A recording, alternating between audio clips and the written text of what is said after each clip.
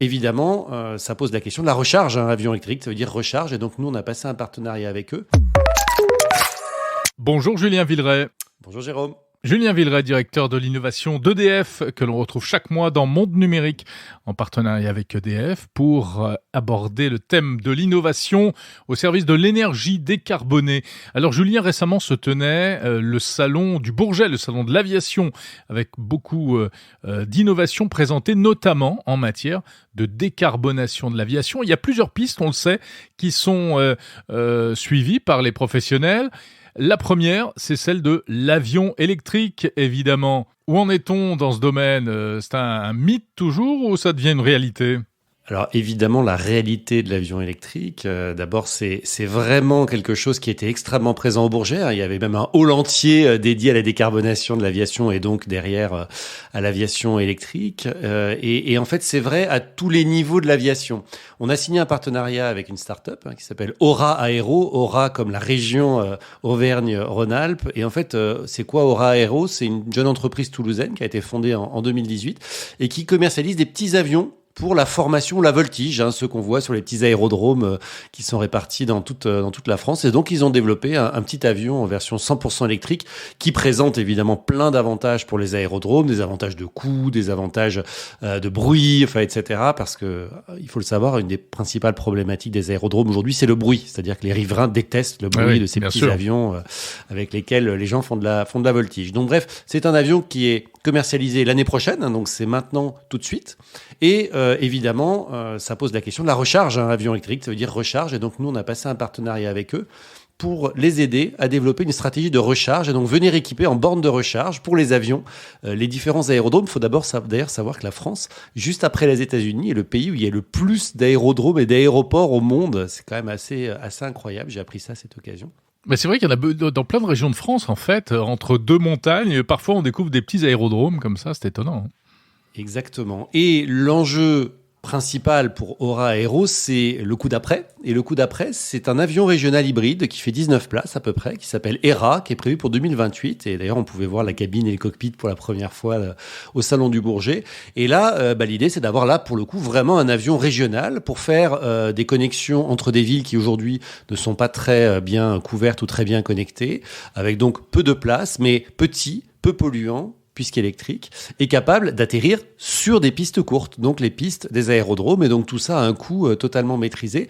Et on voit que ça peut être un vrai avenir de l'aviation d'affaires ou de l'aviation de point à point entre des villes moyennes, qui sont aujourd'hui plus du tout couvertes. Très clairement, toutes les grosses compagnies sont parties. Donc on voit que dans cette aviation de loisirs et de business, mais d'aviation d'affaires, finalement, il y a un vrai avenir pour l'avion électrique.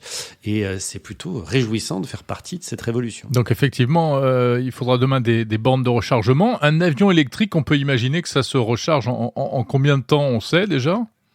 Alors ça dépend complètement évidemment de la puissance de la batterie et de la puissance de la recharge, mais les avions de loisirs dont je parlais tout à l'heure, par exemple, ça se recharge à peu près à la même vitesse qu'une voiture, qu'une Tesla par exemple, si on veut prendre un modèle bien connu, avec un superchargeur, c'est-à-dire qu'on arrive à recharger la batterie en 3 heures à peu près, selon la taille de la batterie, parce qu'en fait, c'est des batteries qui font à peu près la taille et le poids des batteries automobiles. Donc là, c'est évidemment pour l'avion de loisirs. On imagine bien que pour le 19 places dont je parlais, il va falloir des recharges là, qui sont plus des recharges liées à des grosses batteries et donc à des puissances qui sont largement supérieures. On parle de puissance jusqu'à 900 kW. Et donc là, on est plutôt dans les systèmes de recharge prévus pour les camions, par exemple, qui sont aujourd'hui en train de se développer sur nos autoroutes. Et ce serait, dernière question sur ces petits avions électriques, ce serait des véhicules, des avions avec quelle autonomie ? Alors aujourd'hui, les premiers avions ont une autonomie totale de 1 heure, ce qui, en tenant compte des marges de sécurité, globalement donne une autonomie de 30-40 minutes en vol, ce qui est en fait beaucoup, parce que ça correspond largement, c'est même supérieur à la durée moyenne de ces vols de loisirs. Pour l'avion interrégional dont je parlais tout à l'heure, là c'est plutôt 1 heure en vol, entre 45 minutes et 1 heure en vol qui est visée. Et donc là, ça permet de faire du point à point à peu près partout en France. Alors ça, c'est pour l'avion électrique, qui serait donc, ce serait des petits avions, comme vous l'expliquez, mais la décarbonation de l'aviation, c'est aussi une autre piste technologique qui est explorée avec ce qu'on appelle de nouveaux carburants, des carburants de synthèse. Exactement. On parlait beaucoup il y a quelques années de l'avion à hydrogène. Je ne sais pas si vous vous souvenez. Ouais. Mais cet avion à hydrogène, c'est toujours une possibilité. Ça mais reste c'est une possibilité d'actualité, lointaine, malgré tout. Ça reste d'actualité, mais c'est une possibilité assez lointaine parce qu'il faut redévelopper tout un tas de technologies et puis il faut le faire certifier. Enfin, tout ça est assez compliqué.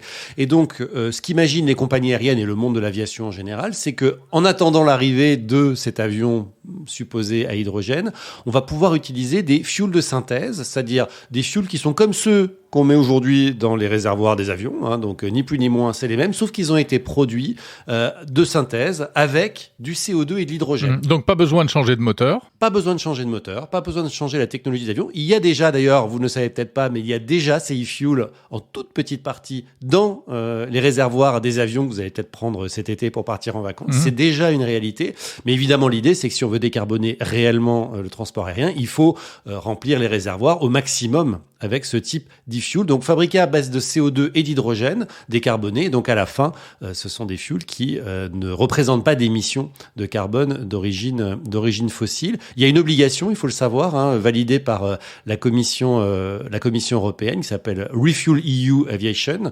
Et l'objectif, c'est que globalement, on doit être à 1,2% en 2030 de ce type de carburant, 5% en 35 et jusqu'à 35% en 2050. Ça paraît pas beaucoup, mais en fait, c'est absolument transformant parce qu'aujourd'hui, ils sont produits dans des quantités tellement modiques, hein, tellement ridicules, que tout le monde la recherche.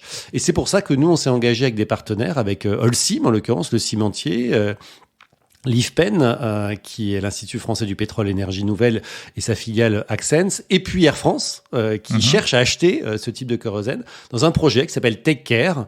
Et ce projet, en fait, c'est l'idée de produire ce e-fuel en France.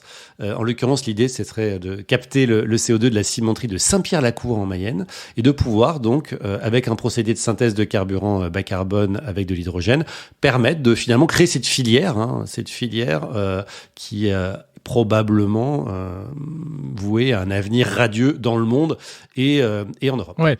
Et l'aspect énergie électrique là-dedans, il est où alors ? Alors, en fait, l'hydrogène, il est produit à base d'électricité verte. Et donc, en fait, quand on produit l'hydrogène à base d'électricité verte et qu'on le combine avec des molécules de CO2, donc le CO2 capté dans les fumées, par exemple, d'une cimenterie, on va pouvoir produire ces carburants. Donc, on voit bien qu'on enlève du CO2 émis, puisqu'on le capte dans les fumées de la cimenterie, et on le combine avec de l'hydrogène qui a été produit sans carbone, c'est-à-dire avec une électricité verte. Et donc, tout ça permet de créer ce carburant de synthèse qui est beaucoup plus vertueux que ceux qu'on connaît aujourd'hui dans l'aviation. Oui, parce que rappelons que ce type d'avion, ça ne veut pas dire qu'il n'émet pas de CO2, mais simplement il n'émet pas de CO2 supplémentaire, en fait. Exactement. En fait, le CO2 a été capté en amont, finalement, de la production du e-fuel. Et donc, celui qui est réémis est en grande partie celui qui a été capté. Et donc, tout ça, à la fin, est quasiment neutre. C'est ça l'idée. Le but, c'est la neutralité carbone. Merci beaucoup, Julien Villeray, directeur de l'innovation d'EDF, que l'on retrouve chaque mois dans Monde Numérique.